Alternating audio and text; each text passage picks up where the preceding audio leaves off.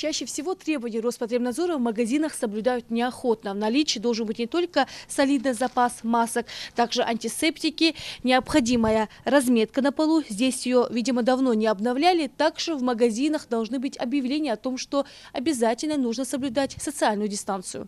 Масочный режим еще никто не отменял, и меры защиты в период борьбы с коронавирусом тоже. В этом магазине продавец признается, что не знала о продлении указа до 15 марта. Вы посетителям раздаете маски? Бесплатно не раздаем. Вы требуете, чтобы без масок не входили? У нас есть продажа, бесплатно не раздаем, но вот это самое.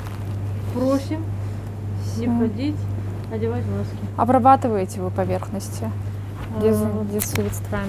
У нас в субботу санитарный день, все моется. Только по субботам?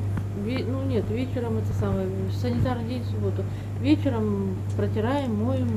Нужно не просто мыть, а проводить тщательную уборку и обрабатывать поверхности специальными дезинфицирующими средствами. Согласно требованиям, в магазине должны быть журналы текущей генеральной уборки. Это вовсе не рекомендация, а необходимость, прописанная в Санпине. Возле каждого отсека поставить антисептики и обязательно маски, если у вас они на продаже. Вот, чтобы они у вас обязательно были. На кассе обязательно у вас должен быть антисептик. Информация о том, что без маски вы не обслуживаете. При входе висят памятки о безопасности в период пандемии. Очередной магазин, в котором разметку о социальной дистанции тоже, видимо, давно не обновляли. Как часто вы обрабатываете территорию? Каждый день? Есть журналы обработки? Можно посмотреть, пожалуйста?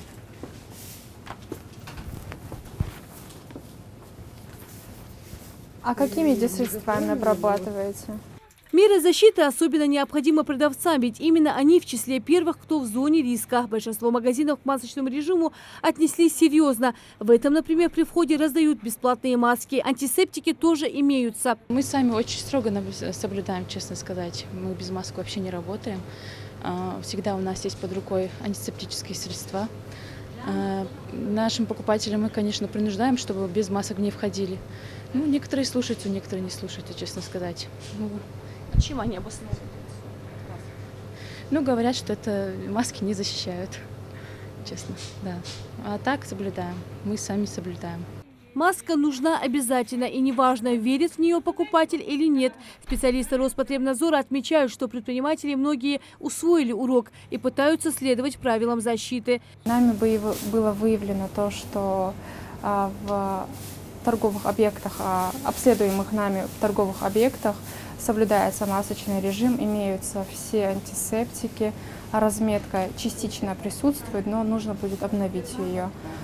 Также хотелось бы отметить о том, что указом главы Республики Ингушетия масочный режим продлен до 15 марта, и соблюдение масочного режима обязательно. Помимо средств индивидуальной защиты в магазинах обязательно должны быть журналы генеральной и текущей уборки. Они обязательно должны обрабатывать всю поверхность хлорными средствами 2 раза в день, утром и вечером.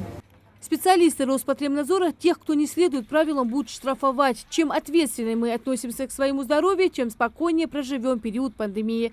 Рина Сычева, Магомед Шаухалов. Новости 24.